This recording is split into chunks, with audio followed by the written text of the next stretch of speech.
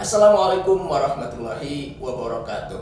Salam Salam pembelajar. Sahabat pelajar, jumpa lagi dengan kami dalam acara program Bincang Penyuluh Hukum. Ini telah hadir narasumber kita dari Badan Pembinaan Hukum Nasional. Beliau adalah Ibu Leni dan Ibu Febi. Untuk lebih jelasnya langsung saja, tidak basa-basi ya, biar tidak makan waktu banyak. Kita langsung memberikan kesempatan kepada narasumber kita untuk memperkenalkan diri masing-masing. Baik, terima kasih atas waktunya Pak Ali. Salam pembelajar semuanya. Terima kasih atas waktunya saya diberikan kesempatan hari ini untuk membahas tentang perlindungan anak ya Pak Ali ya. Ya. Perkenalkan, nama saya Leni Verina. Saya penyuluh hukum ahli muda dari Badan Pembinaan Hukum Nasional. Seperti itu. Nah, untuk di sini kita akan menspesifikasikan untuk saya tuh di perlindungan anak dan perempuan, seperti itu Pak Ali. Kebetulan kan tema hari ini kita tentang perlindungan anak ya. Betul. Dan membahas kasus yang sedang viral sekarang ini ya. Iya. Seperti Untuk itu. keluarga gimana? Keluarga, anak mungkin bisa. Oh, kalau keluarga didoakan saja. Kebetulan iya. belum berkeluarga. Oh masih ya, masih Iya. ya. Mudah-mudahan segera kita doakan coba Aduh, segera amin, berkeluarga. amin. Iya. Di tahun baru mungkin Iya. awal yang baru ya. Betul, mudah-mudahan ya. Amin, amin, Iya, amin. amin. Ya, sekarang kita langsung ke Ibu Febi. Nama lengkapnya, kemudian lebih jelas lah memperkenalkan dirinya. Silakan. Selamat pagi, salam pembelajar. Nama saya Febi Hadiati, penyuluh hukum muda pada Badan Pembinaan Hukum Nasional. Spesifik saya itu undang-undang perkawinan. Iya. Nah, saya sudah menikah. Anak kalau dari kandung belum ada, Iya. tapi anak angkat ada 5. Oh, banyak. Cukup banyak. Sama juga itu. Cukup banyak.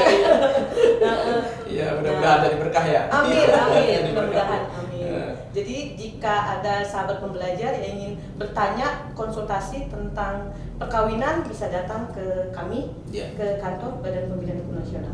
Ya, Terima kasih Bang Ali. jadi sahabat pembelajar nanti ada semacam konsultasi ya, Iya. bisa yang konsultasi tentang perkawinan. Nah ini Bu Febi nih kayaknya pakarnya ya, masalah perlindungan anak, Bu Leni pakarnya. Jadi kalau terkait dengan ada permasalahan hukum yang terkait dengan perkawinan, perlindungan anak, ini bisa datang langsung ke BPHR, bisa Betul ketemu Bu sekali. Leni, Bu Febi atau dengan penyuluh hukum yang lainnya, karena memang di sana dibuka konsultasi hukum Bu ya, Iya, secara dan langsung maupun itu daring ya. gratis Pak. Ah, Ini ingat ditekankan. gratis, tidak ada Gratis. biaya untuk konsultasi. Betul Nah, jadi sekali. kapan lagi memberikan kesempatan kepada sahabat pembelajar yang membutuhkan konsultasi, datang saja ke PPHN ya. Betul Ya. sekali. Ini ya, terkait ini Bu Leni.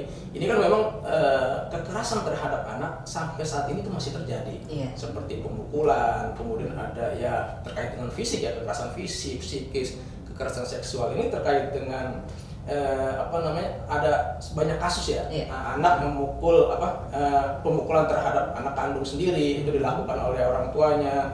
Kemudian juga ini ada kasus terbaru nih yang seorang ayah nih di Kecamatan Lewisari, Kabupaten Tasikmalaya, Jawa Barat.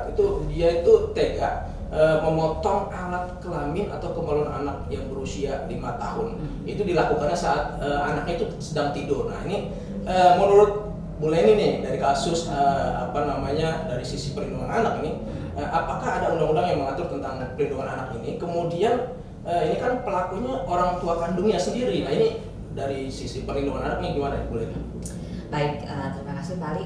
Nah, untuk perlindungan anak sendiri, nama yang pengertian tentang anak sendiri ya, saya garis bawahi. Anak itu kan namanya anak itu adalah seorang yang di bawah usia 18 tahun. Iya. Itu masih termasuk anak ya. Nah, hak anak itu kan untuk mendapatkan perlindungan seperti itu ya, salah satunya dari orang tuanya.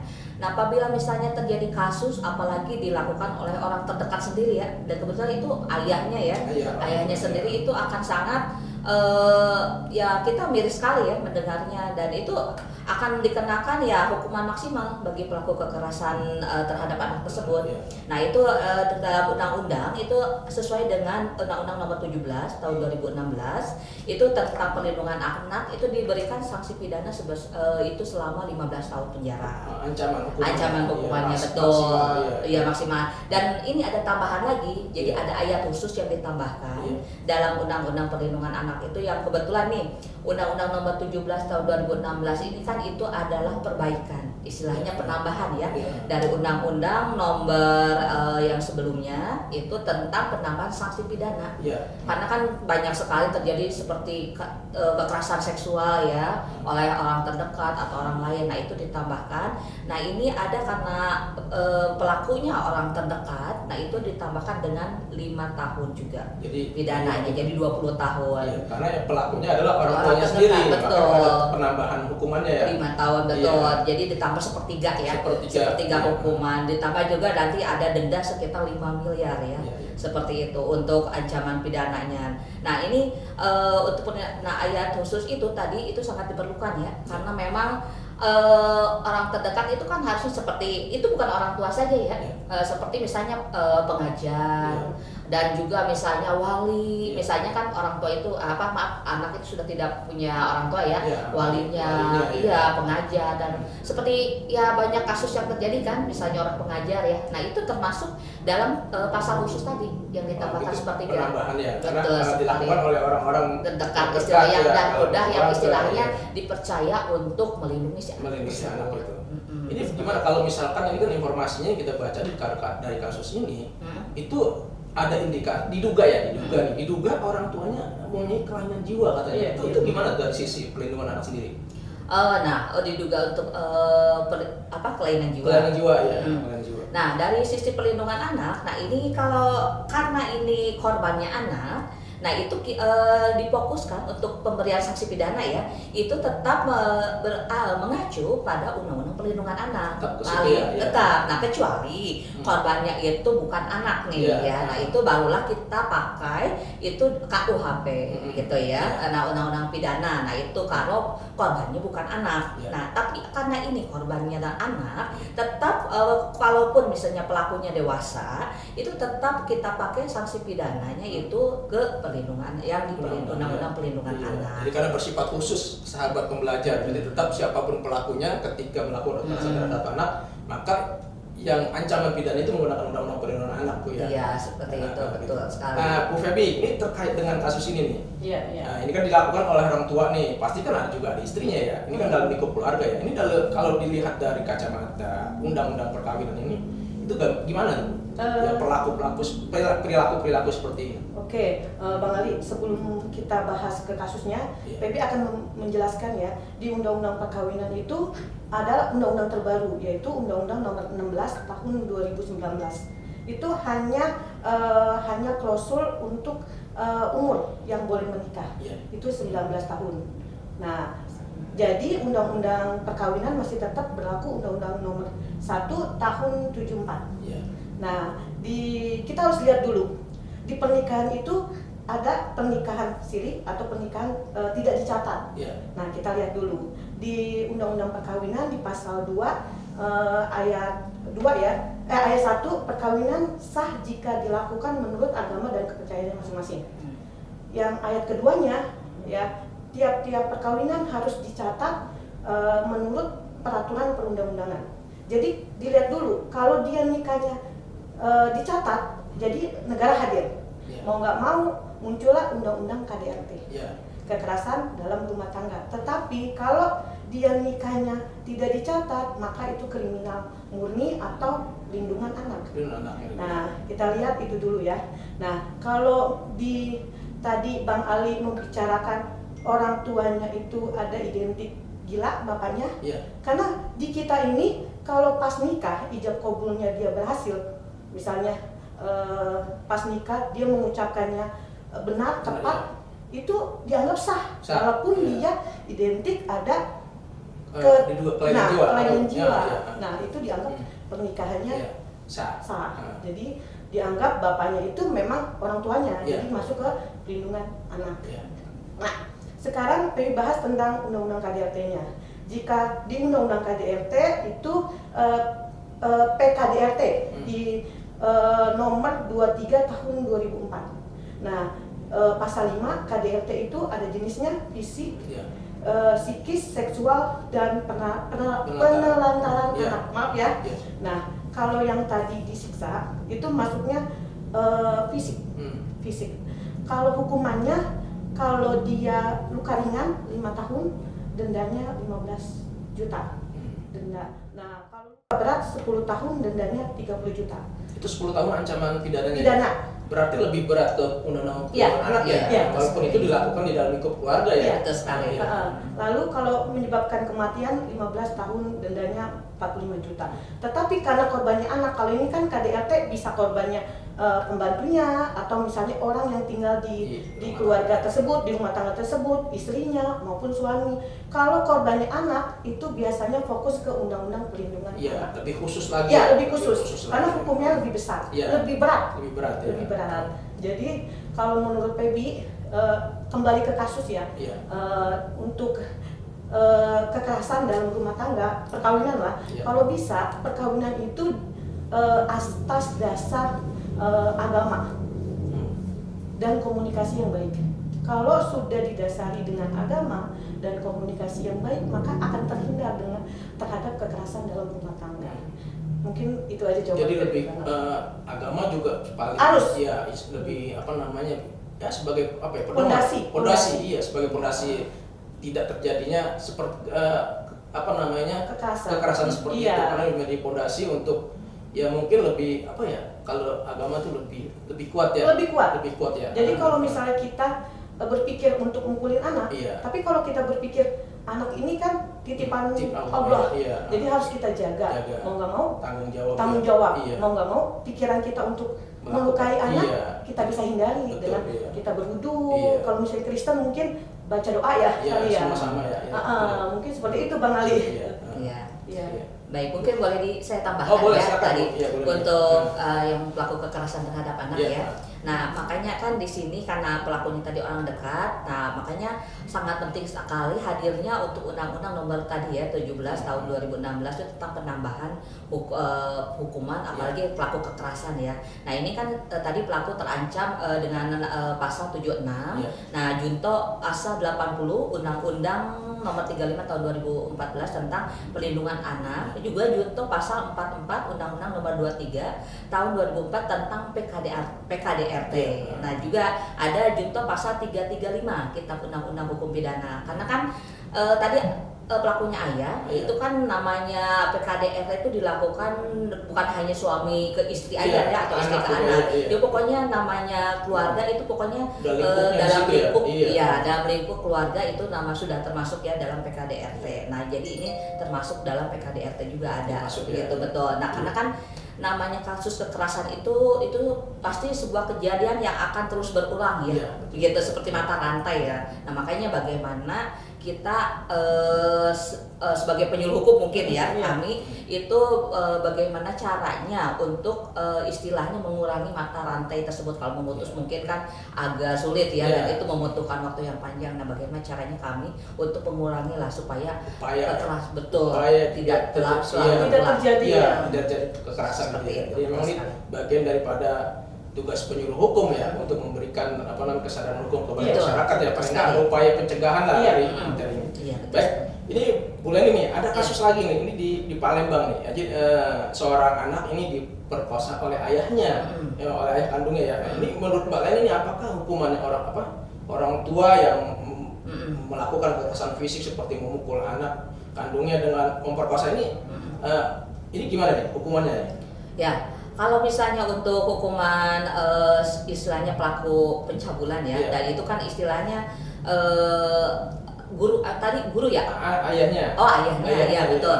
Untuk pelaku ayahnya itu sama, kita dikenakan untuk sanksi pidananya itu tetap memakai Undang-Undang Perlindungan Anak, yaitu dengan tadi sanksi pidana selama 15 tahun dan juga dikenakan pasal tambahan sepertiga dari hukumannya itu berarti 5 tahun ya, dari 20 tahun dan denda ada 5 miliar.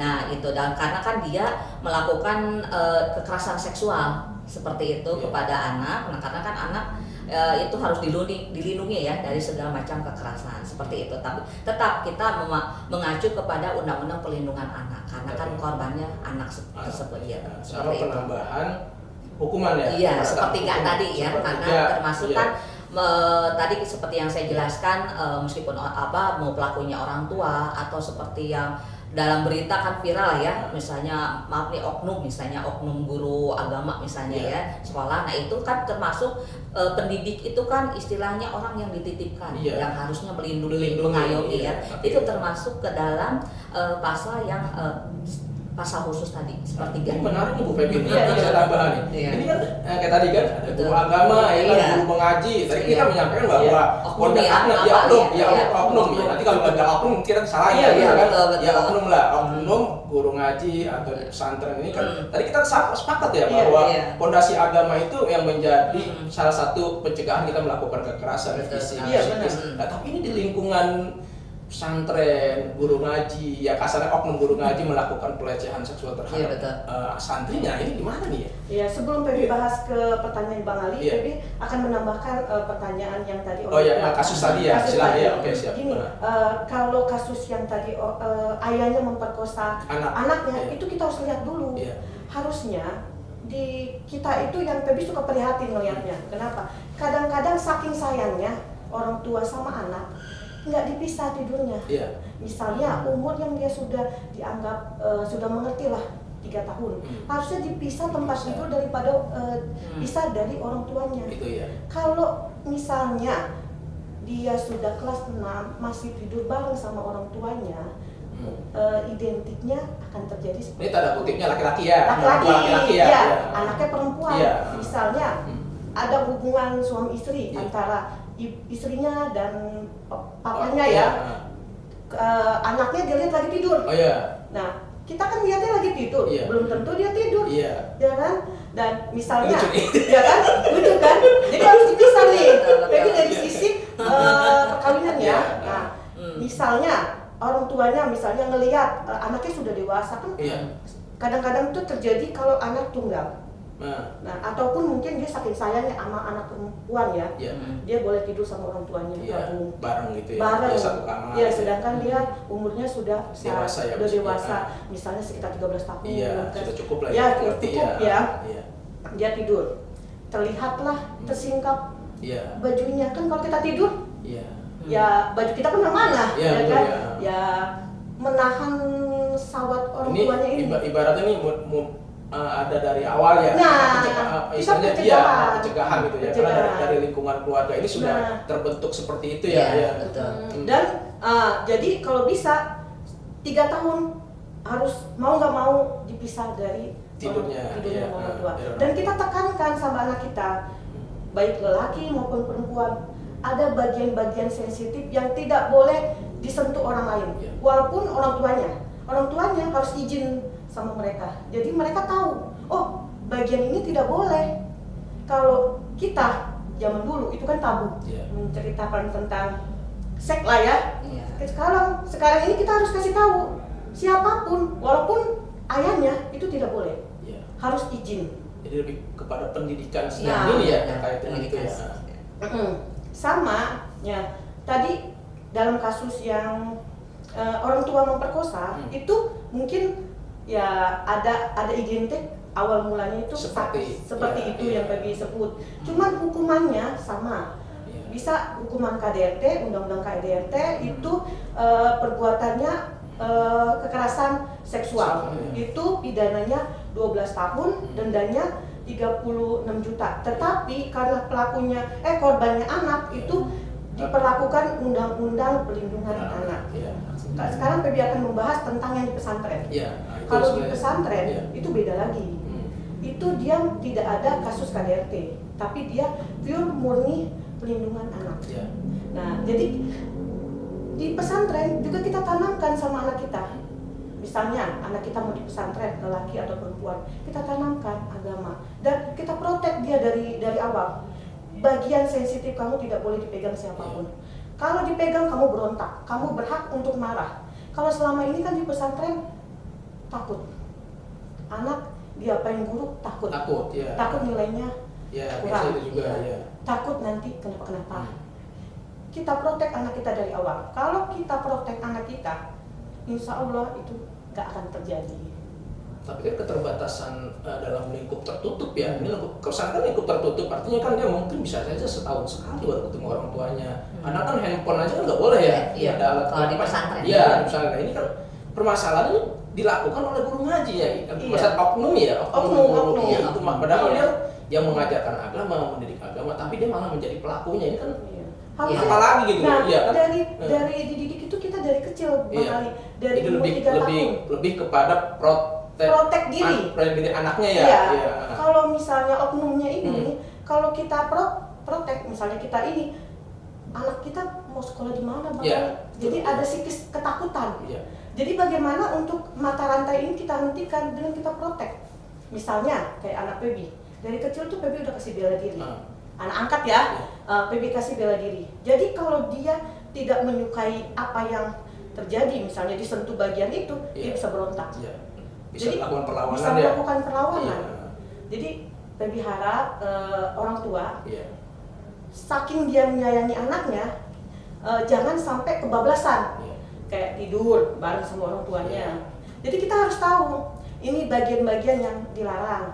Jadi anak harus melindungi. Iya. Dan kalau bisa dikasih ilmu yang biar dia bisa melawan. Kalau Iya. Pebi ya, Seperti bela diri tadi bela ya. diri. Iya. Karena itu kan oknum, nggak Iya. semuanya guru-guru ngaji, Iya. nggak semuanya guru Hmm. itu melakukan hal itu. Iya. Itu hanya oknum, hanya Oknum. beberapa Iya, orang. beberapa orang. Karena dia mungkin mengincarnya itu orang yang lemah. Iya. Ada kesempatan. Coba kalau dia tidak ada kesempatan, tidak akan terjadi. Iya. Seperti itu Bang Kalau Ali.